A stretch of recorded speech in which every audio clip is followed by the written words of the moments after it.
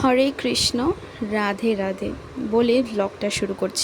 যদিও এটা মাত্র 4 মিনিটের ব্লগ হতে চলেছে, তাই এটাই বলবো গোপাল ভোগের মহাপ্রসাদ তৈরির ব্লগটা তোমরা স্কিপ না করে পুরোটা দেখো। কিভাবে প্রপার ওয়েতে খুব অল্প সময়ে পোলাও বানানো যায় আজ তোমাদের সেটাই শেখাবো।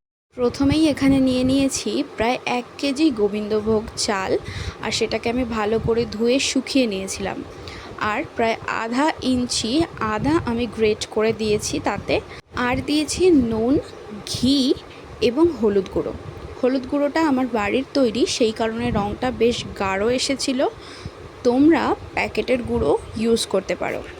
আমি এখানে প্রায় 100 গ্রাম ঘি চালে মাখিয়ে রেখেছিলাম। রান্নাটা পুরোটাই কিন্তু ঘি দিয়েই হবে, তাই ঘিয়েই আমি ভেজে নিলাম 100 গ্রাম কাজু এবং 100 গ্রাম কিশমিশ। পুনরায় আমি এখানে প্রায় 4 টেবিল স্পুন ঘি দিয়ে দিলাম এবং তাতে দিয়ে দিতে হবে গোটা কয়েক গরম মশলা। দিয়ে দিলাম দারচিনি, লবঙ্গ এবং এলাচের পরিমাণটা যেন একটু বেশি হয় সেটা খেয়াল রাখতে হবে। চালটা মাখিয়ে রেখেছিলাম প্রায় আধ ঘন্টা আগে। এবার চালটাকে আমি দিয়ে ভালো করে ভেজে নেব। চালটা দেখবে একটু ভাজতে ভাজতে হালকা সাদা বর্ণের হয়ে আসবে, তখন কিন্তু আমি জল অ্যাড করব। তার আগে মোটেও জল দেওয়া যাবে না। আর এই ভাজার প্রসেসিংটা চলবে গ্যাসটাকে একদম লো ফ্লেম করে, একটুও বাড়ানো যাবে না। এভাবেই ক্রমাগত নাড়তে থাকতে হবে, একটুও হাত বন্ধ করলে হবে না, কারণ তলায় পুড়ে যেতে পারে। এক্ষেত্রে তোমাদের বিশেষ একটা টিপস আমি দেব, সেটা হলো যে চালটা তুমি দিচ্ছ সেই চালটা 1 কেজির পরিমাণ বাটিতে মেপে নেবে, এবং যদি পরিমাণটা 1 কেজি হয় অথবা 700 হয় তেমনই বাটি নিতে হবে। যেই বাটি ভর্তি করে তুমি চাল দিয়েছো সেই বাটি ভর্তি করেই তোমাকে 2 বাটি জল দিতে হবে। যেমন আমি এই বাটিটাই করে 1 বাটি মেপে চাল দিয়েছিলাম, তাই এই বাটি মেপেই 2 বাটি আমি জল দিয়ে দিলাম। তার থেকে কমও নয়, তার থেকে বেশিও নয়।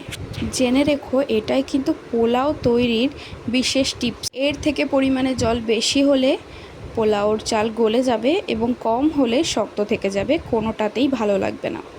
তো দেখো, আমি ওটা দেওয়ার পরে ঢাকনা দিয়ে চাপা দিয়ে দিয়েছিলাম এবং সর্বশেষে আমি চিনিটা অ্যাড করছি, কারণ ভাপে ভাপে চিনিটা গলে যাবে। আর তোমরা হালকা হাতে একটু ওপর থেকে ঘি ছড়িয়ে নিতে পারো, নাও পারো। তারপর পোলাওটা নেড়ে চেড়ে দিয়েছি, অথবা তোমরা যে পাত্রে ঢালবে সেই পাত্রেই তোমরা ঢালার সময় পাত্রে হালকা হাতে অথবা চামচের সাহায্যে পোলাওটাকে একটু নেড়ে চেড়ে দিলেই চিনিগুলো গলে যাবে। দেখতেই পাচ্ছ গোপাল ভোগের মহাপ্রসাদ আমার কিন্তু তৈরি করা হয়ে গেছে। এবার আমি গোপালকে নিবেদন করার জন্য প্রসাদটাকে সুন্দরভাবে সাজিয়ে নিচ্ছি। সকলে খেয়ে বলেছেন যে প্রসাদটা সত্যি খুব সুন্দর হয়েছে। তোমরা কিন্তু এভাবেই প্রসাদটা বাড়িতে তৈরি করে গোপালকে নিবেদন করো, অথবা যে কোনো পুজো অথবা বাড়িতে তৈরি করতে চাইলেও এভাবেই তৈরি করো। এখানে সাজানো প্রত্যেকটা প্রসাদের রেসিপি আমার চ্যানেলে দেওয়া আছে। কাশ্মীরি আলুর দম থেকে শুরু করে দুধ পনির এবং পোলাও, প্রত্যেকটা রেসিপি ব্যাক টু ব্যাক তোমরা পেয়ে যাবে। চাইলে তোমরা গিয়ে দেখে আসতে পারো।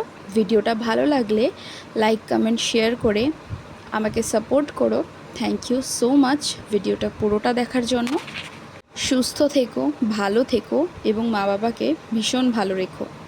Radhe Radhe. Please subscribe my channel and press the bell icon to be the first to get new videos. Thank you so much.